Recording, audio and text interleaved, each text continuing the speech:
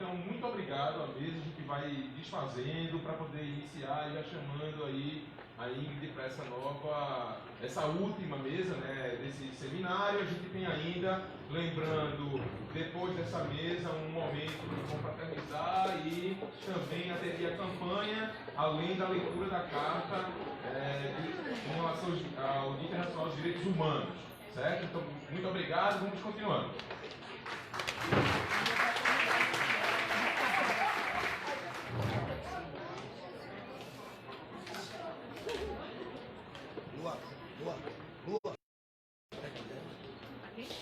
Não, acabou não, minha gente, pelo amor de Deus.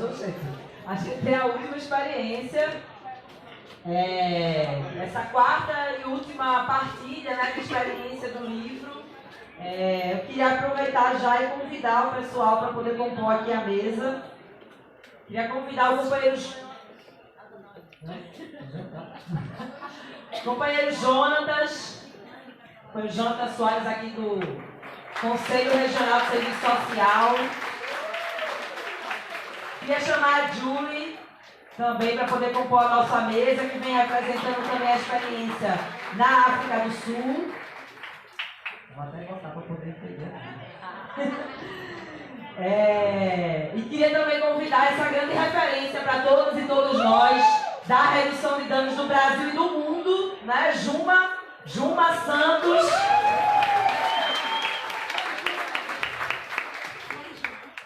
Oi, Juma. Nós vamos ver a referência. Tem faltando alguém nessa mesa, meu Deus? Ah, não, né? Faltou. Tá certo. Tudo bom.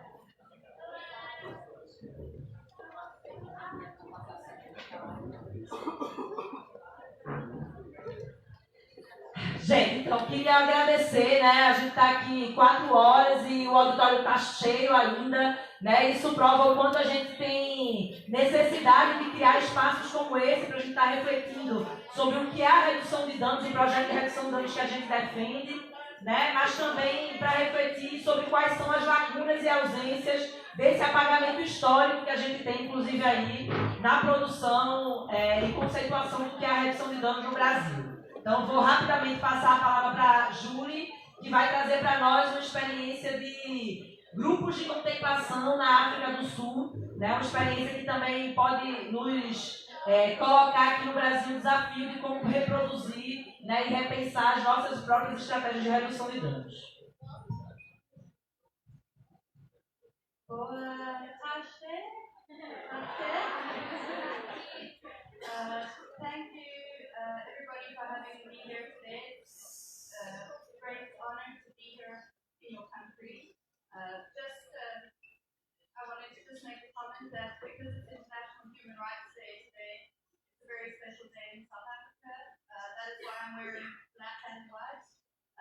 It's a day where our country came together, or we celebrate equality of black and white people throughout our country. So I'm really honored to be here on this day in your country, speaking about the work that we do in South Africa.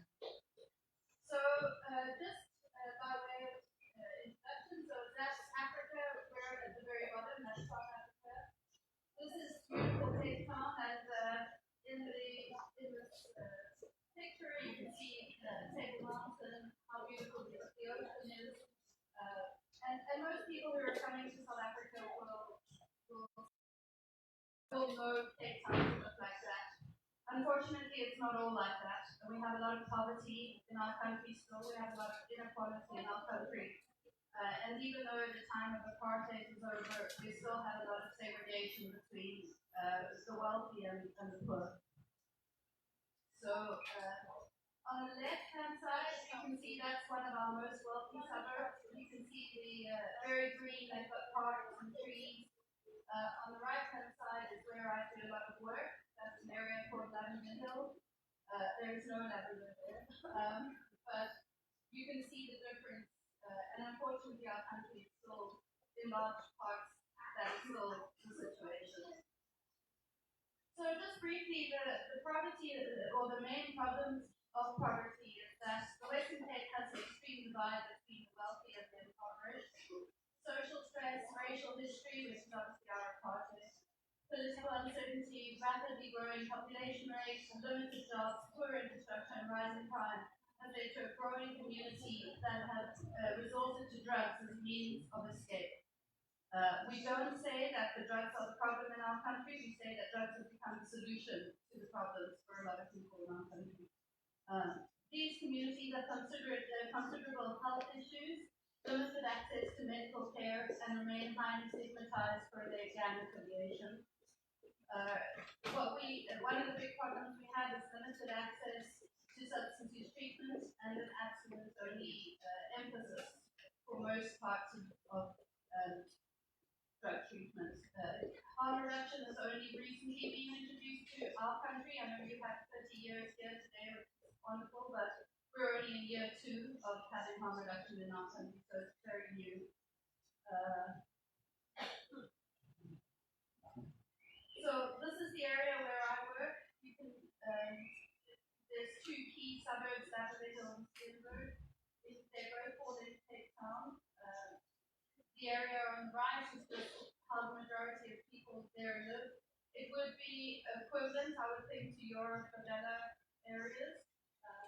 And on the left is just showing that from young, the children are affiliated with gangs and violence. So that there is no, it's not something that only happens in adulthood. And because of the way the people live, because of the poverty and the other problems they encounter, they've resorted to an economy of drugs and gangsters. So there's very limited job opportunity in South Africa. We have an unemployment rate of 42%. Drugs and gangsters form a big part of the economy for people that are unable to get jobs, which is another big problem that we're looking at the solution for. Recently, they also brought the military in to try and manage the gangsters, which has done nothing but cause it to escalate and it's become more violent, more people getting killed in shootouts and things. So I particularly like that picture. In the background, you can see the police. You've got the military man with his gun on the left, and of course, a family there and somebody who's speaking the street. So it's a good definition of what's going on in Cape Town. So the reason we are here today is for me to that was not the background, but for me to speak to everybody about the work that we're doing on a psychosocial level. The psychologist is here and the counselor is here. We do individual counseling, but we've also recently started doing these groups, specific groups related to harm reduction.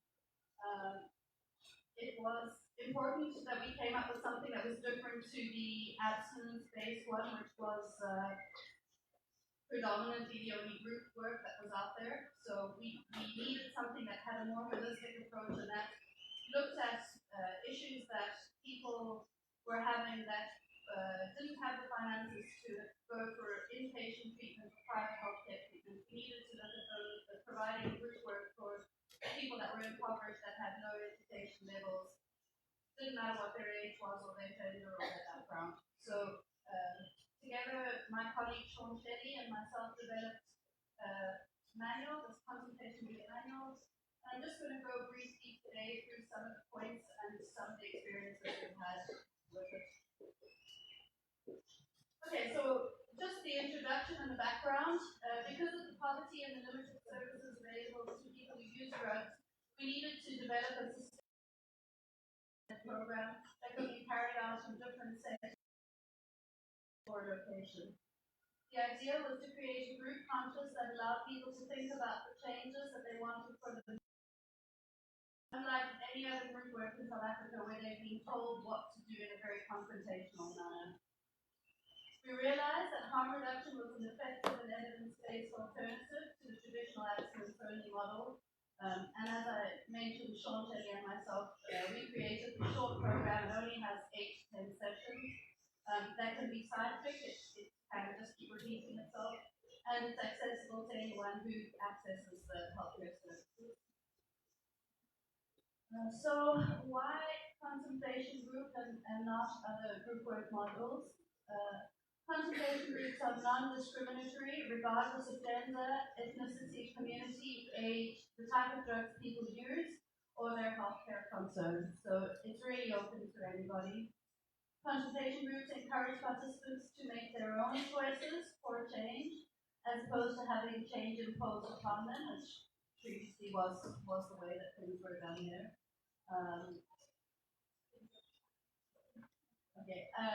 There is no time limit to attendance. Participants can stay in the group as long as they feel they are beneficial.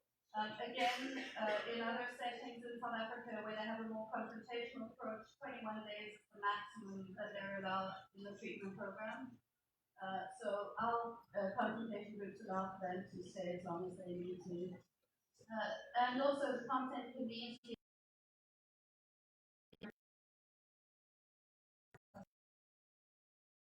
medical field or medical services, or whether it's for school or even for older people, the consultation can be changed to meet their needs.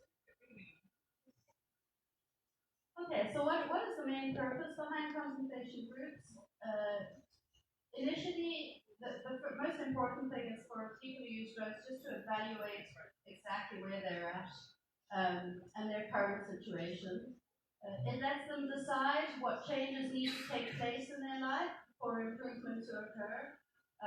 And please note that when we say improvement, we're not referring to the fact that they have to limit their drug use or they have to stop their drug use. We just want them to be showing some kind of improvements in their lives. To be able to evaluate and make informed decision regarding their substance use and other areas of their life. So we have quite a lot of information that we share as well in the groups, very much evidence-based about drug use, so that they're able to take some of that information and make choices that are more helpful to them for their overall well-being as well as for their families. And also to see themselves as they are rather than as they believe they are. So I think possibly here, the same as in South Africa, people who use drugs are told that they're less than everybody else and that they're in low classes and that they don't get the recognition for just being human beings. So we try to help the people who come into the consultation groups just to understand who they actually are instead of who the world tries to tell them that they're supposed to be. So the most fun part, which is the way we start all our groups, is that we ask every participant to identify with one of these three characters, which will carry out, this character will represent the changes that they go through throughout the program.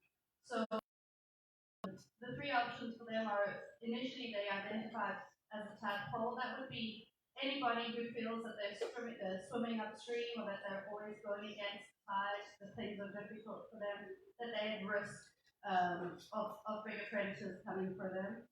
The second would be they could identify as a caterpillar.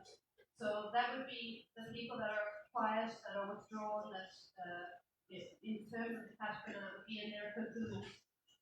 Thinking about making changes but not really having the courage yet, so they're in that kind of very quiet phase, introverted. Perhaps more people that have experienced trauma would identify with that.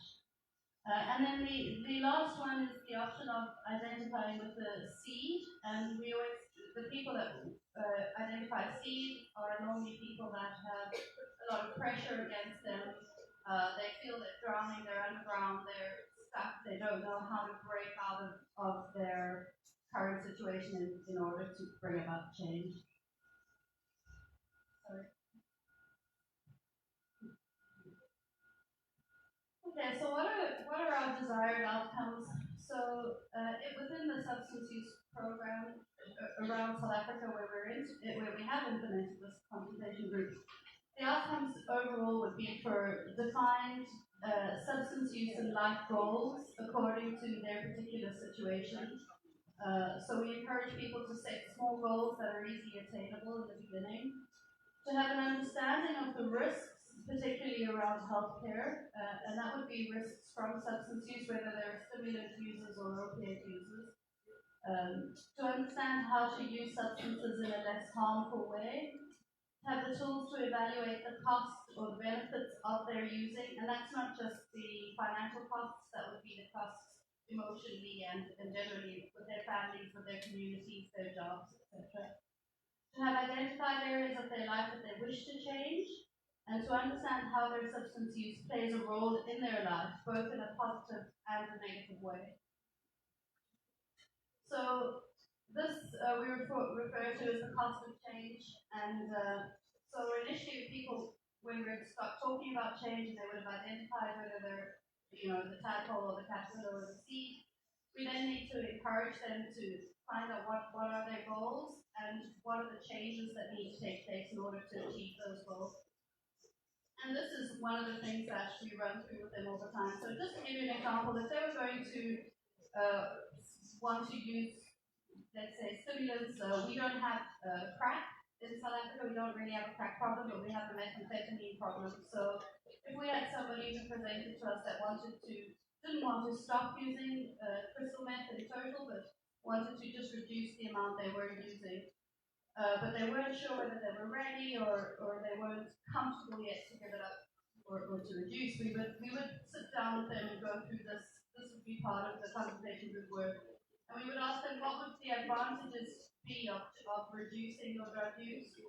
What would the disadvantages be of reducing your drug use? And some people think that's really strange. Why would there be any disadvantages? But for people that are in trauma, people that are living in severe poverty, sometimes the drugs give them that escape from their day-to-day life. So if we were asking them to reduce their drug use, if they were considering reducing their drug use, they would be exposed to more of that emotional pain or more of the problems that come from living in that scenario. So we would go through obviously the advantages of changing, the disadvantages of changing, the advantages of staying the same. So if they continued using drugs in the manner that they were, what's likely to happen? And then what would the advantages be of staying? They would just continue feeling the same way they do. They would have no changes to their family relationships or spouses or children. And then we would also look at the disadvantages. So maybe their healthcare would be getting progressively worse, or maybe their family had said to them, if you don't stop reducing the drug use, we're going to kick you out of the house.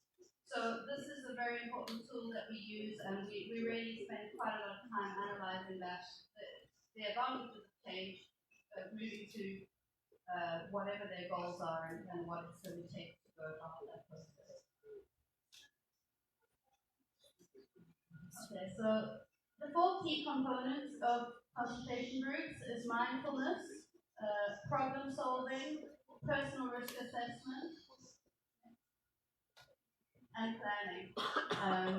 So those are the areas we feel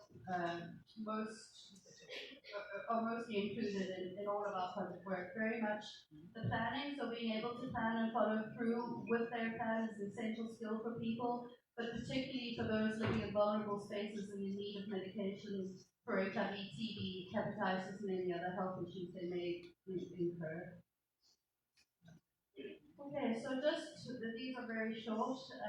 The different settings in South Africa where we've been running from, we started doing this, running the actual groups in 2013, and they're still carrying on in different settings. So the first one was at Hope House Counseling Center. It was a very small counseling center that was run on voluntary funds and donations. We didn't have any big funder at the time. It provided care and treatment to stimulant users in a very volatile, violent, and impoverished area. The focus was largely around changing substance use behaviors and patterns, avoiding associated gang-related harms. That's within that area. I showed you the pictures earlier of Steenberg and Lavender Hill. This is where this program was run there. The program was set for a diverse range of ages, ethnicity, education levels, and gender. The contemplation content included educational sessions as well as women-only groups, because once we started working with that community, we realized that there were quite a lot of people engaging in transactional sex and sex work. But the women that were engaging in that had very little awareness of the medical concerns for that. They were not having regular STI or STD tests. That none of them had mammogram tests. None of them had mammograms. They were not practicing safe, low risk behaviors and safe sex. So we realized that it was important to also have a women's only group to discuss these issues and in a space where they felt comfortable doing so. And then we also had goal setting around healthcare, which was encouraged, as well as participation in sports. So at that Hope House Counseling Center, a lot of the people were saying that because they don't have access to parks, could we help them find a place where they could just get involved in sports? And football, soccer is very popular in our country, so we were able to arrange for one of the school fields to be used, and we set up matches between the substance users themselves, as well as healthcare workers and the police, to just try to create a bit of engagement between all three.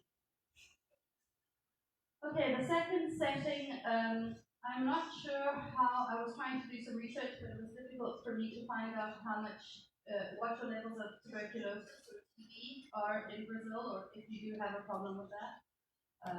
It is a big issue in the Western Cape. Around 820 to 850 people per 100,000 living in Cape Town have TB. Many of those are the multi-drug resistant TB. And it is prevalent in stimulant users because it's spread through sputum and it grows rapidly in confined spaces. And because our substance use is still illegal in our country, we tend to find that stimulant users spend a lot of time in very confined spaces, hidden, which is a kind of breeding ground for the TB germs. So we implemented this program that we were running in a TB hospital. There are only 2 TB hospitals in the whole of the Western Cape to service all of these people that suffer with it. And what we were finding is that the stimulant users were not adherent to treatment at all. So we needed to implement this program to try and encourage that. So the local hospital that provide care and treatment to patients suffering with TB, including multi-drug resistance and XDR patients. The focus of these consultation groups was to improve adherence to TB treatment, despite patients using illicit substances. So what we were saying is that they could continue using the drugs, providing they took their medication first. That was the kind of most important message we had to get across, because a lot of people were thinking that if they were to be adherent to their medication, they needed to stop using stimulants completely. So we had a lot of educational sessions around that. A large emphasis was also placed on reducing the harm of substance use amongst patients and ensuring that prescribed medication was to take preference over illicit substances. Participants were diverse in age, ethnicity, gender, education levels, and came from very varied locations in and around the Western Cape. Goal setting around reducing harmful substance use and improving the patient's overall health care was the key. So that was the main objective there. And then the most recent one, which is still carrying on at the moment, we provide consultation groups for the first harm reduction commodity center in Cape Town, and this is predominantly for people who inject drugs, both opiates and stimulants. This drop-in center provides needles and syringes as well as methadone to opiate-dependent people. Focus here was largely on reducing the risk of injecting drug use, with particular emphasis placed on infectious diseases such as HIV, hepatitis C, and TB. Predominantly unemployed male population that accessed the center. However, there was a diverse range of age, ethnicity, community, and religious background. So we were seeing males from varied situations. Goal setting was focused on reducing the harm associated with injecting drug use, improving participation in their overall healthcare, encouraging adherence to medical treatment, skills development, and improved access to employment and housing. Okay, so those are the three main areas where we've used consultation groups in South Africa. So just a summary of the overall outcomes. We don't measure in terms of quantity, so we say it's qualitative as opposed to quantitative. Our emphasis is always looking at each individual person. So were the goals that they set for themselves achieved, or was there significant progress towards these goals made? Has change taken place in any or all of the following areas: their healthcare, their life choices, substance use, family engagement, employment, skills development, and shelter? Those are the key areas that we would be looking at throughout their progress. And is the participant able to make more responsive decisions as opposed to only reactive ones? So I've told that my time is up. So that's a summary, but it's really of things that I've already shared today. So thank you very much. I'm sorry I went a bit over time.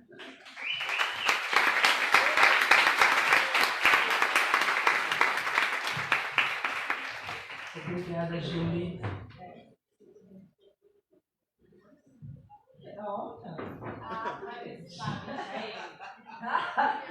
Tem muitas gírias brasileiras.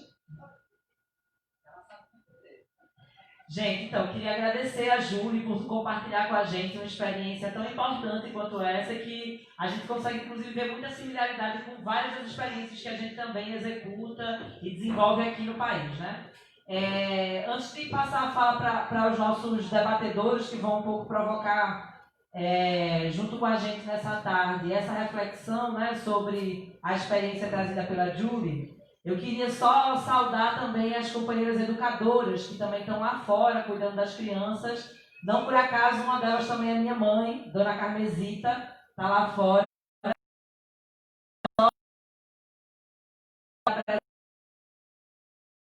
Para que a gente também tenha a presença de mulheres mães aqui nesse espaço. Então, daqui a pouco meu menino chega aí. E dizer, antes de passar a fala para a Júlia, as 4 mesas que a gente teve hoje, essa grande referência para nós, é que para nós esse evento ele também é um marco no sentido da gente descolonizar as nossas referências acerca de onde nós bebemos das fontes que produzem acerca da redução de danos. Então, quando a gente convida esse evento, a gente convida mulheres como Tânia para estar aqui na mesa, né, homens como José Newton, como Jailson, né, e como várias outras pessoas que passaram por aqui. Apagamento histórico, apagamento político e apagamento de morte. Porque a pior coisa que existe é a gente morrer em vida. Né? Então, muitos de nós sabemos o quanto dos nossos históricos, o quanto dos nossos antepassados foram apagados. E se a gente hoje não tem referências, inclusive escritas de redução de danos, que tragam essa perspectiva e essas reflexões, é porque muitos dos nossos, inclusive, não pôde nem mesmo pegar num livro, pegar num caderno para poder aprender a ler e a escrever. Então, essa mesa e esse evento inteiro é no sentido de provocar todos e todas vocês para que a gente possa descolonizar o nosso momento político, onde a gente vivencia e onde a gente acha que as nossas referências só podem ser produzidas dentro de um espaço, que é esse espaço aqui da universidade. Né? A Juma vai falar e vai mostrar para a gente na prática que a referência da intelectualidade de quem reproduz a redução de danos, na verdade, vem de outro lugar. Então, queria pedir licença aqui e entregar o microfone a essa mulher que nos representa. Obrigada, Júlia.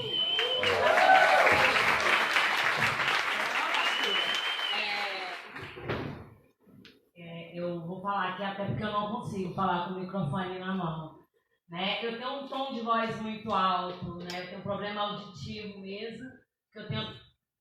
Tá vendo como é difícil? O negócio não para, gente, é uma coisa de louco. Eu tenho 30% de dano de audição do ouvido esquerdo e 40%. Isso, né, decorrente da minha trajetória. Gente, que babado. Eu acho que eu vou dar para falar com o negócio não. O negócio tá caindo, tá vivo. O que é isso? Que porra é essa? Ai, o trem tá caindo na minha boca. Deixa agora. Melhorou, arrasou. Eu vou tentar falar o menos gíria possível, até para ficar fácil a tradução para a nossa companheira, que é meio difícil para mim. Mas é isso. Falar de redução de danos para mim primeiro tentar reconhecer o dano, né? E antes de eu começar a minha fala, né, eu queria primeiro estar parabenizando a todos os meus irmãos de ruas aqui presentes. Né? Eu acho que é super importante eles estarem ocupando esse espaço junto comigo.